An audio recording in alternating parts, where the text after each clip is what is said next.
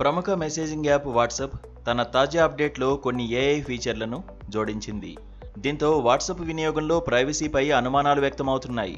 ఈ క్రమంలోనే WhatsApp ప్రైవసీపై Paytm వ్యవస్థాపకుడు, ఆ సంస్థ సీఈఓ విజయ్ శేఖర్ శర్మ సంచలన వ్యాఖ్యలు చేశారు. వాట్సాప్ ప్రైవసీపై పలు అనుమానాలను వ్యక్తం చేశారు. వాట్సాప్ వ్యక్తుల చాట్స్ను కూడా చదవగలదంటూ ఆయన పేర్కొన్నారు. వాట్సాప్ తీసుకొచ్చిన కొత్త ఫీచర్లలో యూజర్ల చాట్స్లో ఏఐకి యాక్సెస్ ఇచ్చే ఫీచర్ కూడా ఒకటని వెల్లడించారు.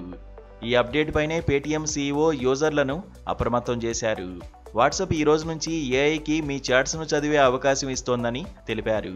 దీన్ని బ్లాక్ చేయాలనుకుంటే సెట్టింగ్స్లో ప్రైవసీ ఆప్షన్ ఆన్ చేయండంటూ ఎక్స్ వేదికగా Paytm CEO Vijay Shekhar Sharma post పెట్టారు. అడ్వాన్స్డ్ చాట్ ప్రైవసీ ఎలా ఆన్ చేయాలో స్క్రీన్ షాట్లు షేర్ చేశారు.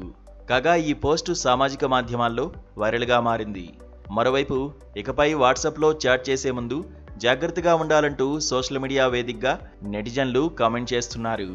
వాట్సాప్లో అడ్వాన్స్ చాట్ ప్రైవసీని ఎనేబుల్ చేస్తే గ్రూప్లో ఉన్న అన్ని మెసేజెస్ను ఏఐ చదువుతోందని ఆందోళన వ్యక్తం చేస్తున్నారు.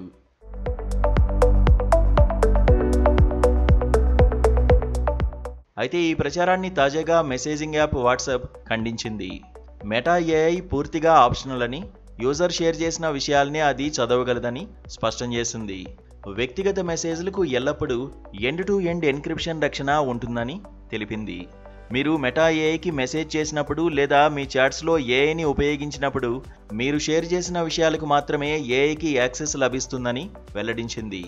మీ మెసేజ్ను మెటా ఏఐ చదివిందా లేదా అనేది మెసేజ్ ఇన్ఫోలో చెక్ చేసుకోవచ్చని తెలిపింది. మీరు అడ్వాన్స్డ్ చాట్ ప్రైవసీని ఆన్ చేస్తే కొన్ని ఏఐ ఫీచర్లను ఉపయోగించలేరని స్పష్టం చేసింది. పైగా మెటా ఏఐతో ఇంటరాక్ట్ అవ్వాలా వద్దా అనేది పూర్తిగా యూజర్ల ఇష్టమని వాట్సాప్ అధికార ప్రతినిధి పేర్కొన్నారు. వాట్సాప్పై తప్పుడు ప్రచారం చేయడం సరికాదని పేర్కొంది.